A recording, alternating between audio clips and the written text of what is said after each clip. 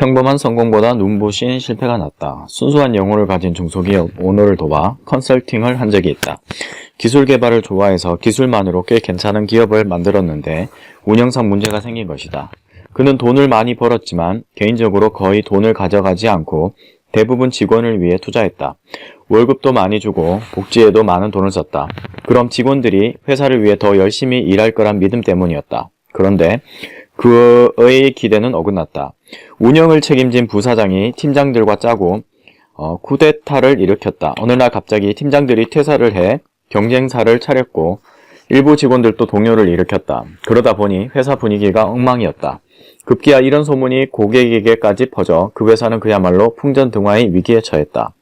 회사에 들어가 직원들 면담을 하고 현황을 파악해보니 문제는 의외로 간단했다.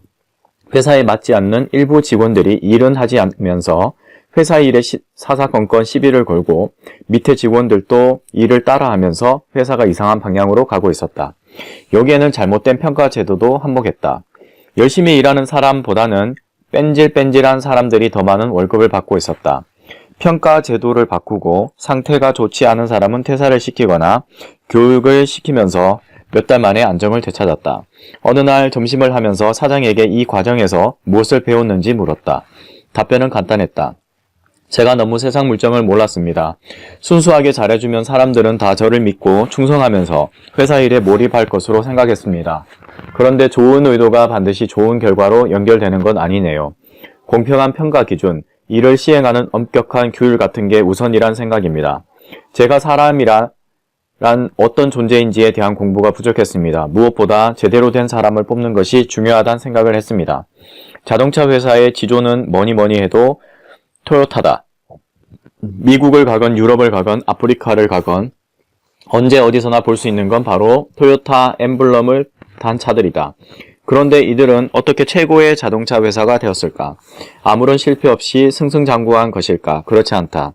그들에게도 뼈아픈 과거가 있었다. 토요타는 1957년 8월 미국에 첫 진출을 했다. 1.5리터 엔진을 단 크라운이 미스 재팬의 호의를 받으며 진출한 것이다. 그런데 힘이 너무 약했다. 엑셀을 아무리 밟아도 원하는 속도로 차가 가질 못했다. 포드의 한 간부는 크라운을 가리켜 고철 덩어리라며 비아냥거렸다.